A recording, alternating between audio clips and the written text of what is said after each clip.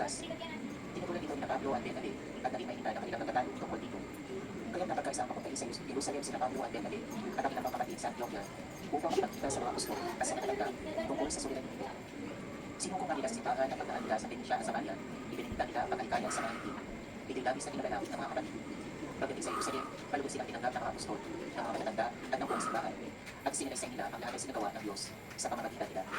Ngunit tumindig sila, nakita pa ng kalatayang kabilang sa pangkat ng mga Pariseo, at ang sabi nila, kailangan punihin ang mga hindi na sumasampalataya at utusang tumupad sa kautusan ni Moises. Nagpuro ang mga apostol at ang matatanda upang pag-aralan ang suliranin. Ang salita ng Diyos.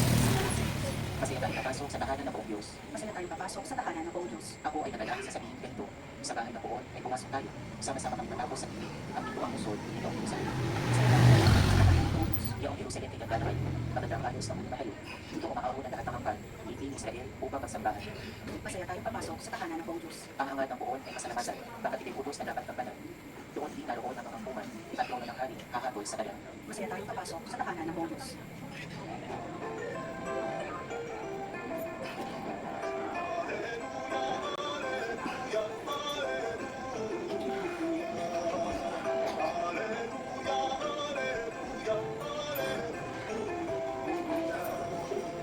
Sumainyo ang Panginoon. Ang sumayo, Ang mabuting balita ng Panginoon ayon kay San Juan. papuri sa iyo, Panginoon. Noong alam niyo, sinabi ko sa Espiritu na inan, ako ang tunay na puno ng ubas, ng aking ama at tagapag-alaga. Pinuputol niya ang bawat sanga hindi namumungan, at pinanarang pinuputulan at lilis ang bawat sanga namumungan upang lalong dumami ang bunga. Nalinis na kayo sa pamagitan ng salita sinabi ko sa inyo. Manatili kayo sa akin at mananatili ako sa inyo. Hindi makapupunga ang sanga hindi nananatili ang pagkakita sa inyo. Kaya naman, hindi kayo makapupunga kung hindi kayo mananatili sa akin. Ako ang puno ng ubas. Kayo ang sa akin at nanatili sa akin ako sa kanya at siya namumunga na sila. Sapagat wala kayong magagawa kung kayo hiwalay sa akin. Ang hindi nananatili sa akin ay tatapon at matutuyo gaya ng sanga. Ang iyong mga sanga ay hindi po niya susunugin. Kung nanatili kayo sa akin at nanatili kayo sa inyo ang salita ko, tinginin niyo ang iyong kaibigan at ipagkakaloob sa inyo. Napakaraman naman kung kayo napupunta sa kanya kasi kayo nakapagdaan. Mga kapatid, ang mabuting balita ng Panginoon. Puritan ang iyong taong Diyos Kristo.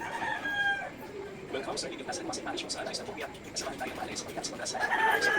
Dahil po natin sa ating mabuting balita kung paano Diyos ay bigis ang mga tunay niya talaga. Sinabi ko tunay kasi mag-conclude ay makrelo sa pamamagitan ng mga salita. Sa kayo napakatunayang mga alagad ko kayo. Ito yung description. Ako ang ulang bukas, kayo ang sanga, ang nanatili sa akin, at ako sa kanya, at siyang namumunga sa akin sa mga magagawa kung kayo walay sa akin. Sa palagay po ba natin tayo ay sa kaibigan ni Cristo, tayo nga po ay maituturing niya, mga tunay niyang disipulo. Palagay ko magtutulungan, maglalang pa ito. Minsan ko ang nililigot ako sa Pimasyo. Nagulat ako kasi pinamataan ako sa kanya po pagpilya. Ano ka? Yung mga nakakita sa kanya, tutuloy na ako hindi nakapagpapagda. Kabahan ako kasi akala ko ang namatay puno ng pagpilya. Nagpilit siya mabuti yung sanga ng pala. Kasi yung sanga hindi na nakakabit, nakakonekta sa pinakaputol niya. Marami po mayroong nakasagin, pinakaputol, pinakita alam ko sila sa hindi. Maaaring hindi man lang yung sanga na nakatapit doon sa pinakapuno ng buong pagpilya para hindi mahalata na ito'y nasira, ito ay na-disconnect. So paano ba nangyari? Kasi sa unang tingin talaga, lalo na sa mga unang sandali, hindi mo talaga akalain malanta yung sanga. Kasi nga, nakatabi pa sa pinakapuno.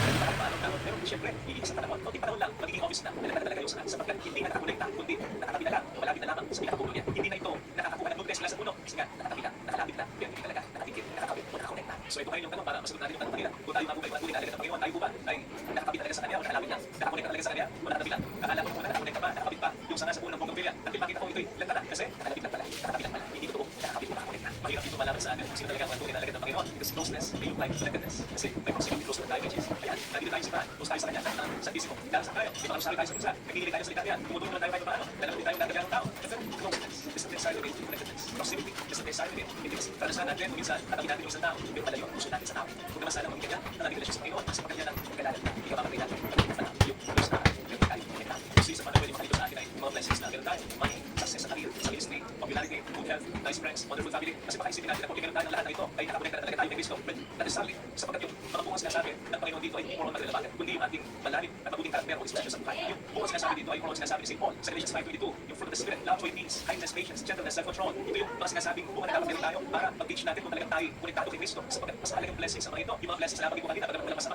Na lahat ng iyan, kung wala ang mga pangunahing blessings na ito na sinasabi San Pablo, yes, we may be full outside but empty inside, successful but not fulfilled, adored by man but not pleasing to God, rich materially but poor spiritually.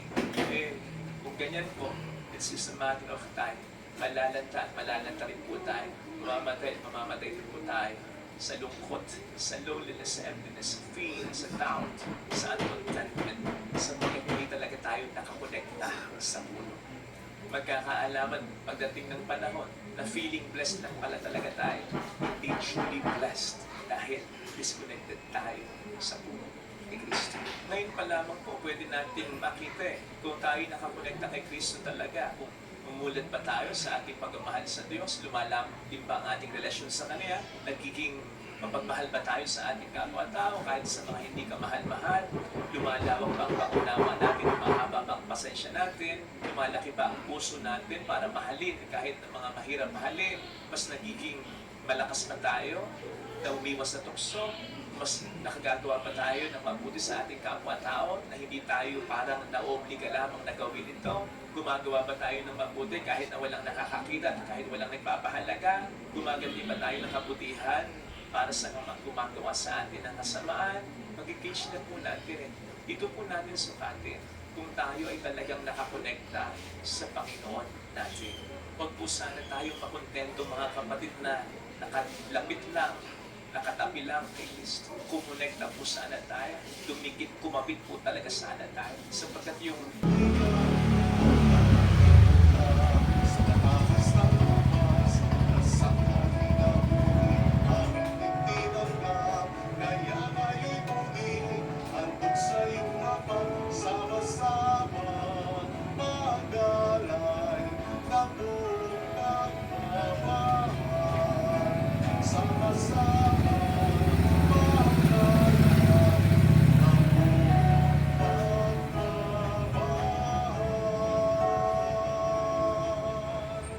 manalangin tayo, pang ating handog ay maging kalugod-lugod sa Diyos na mga makapangyarihan. Ang ginawa ng Panginoon itong paghahari sa iyong mga kamay sa papuri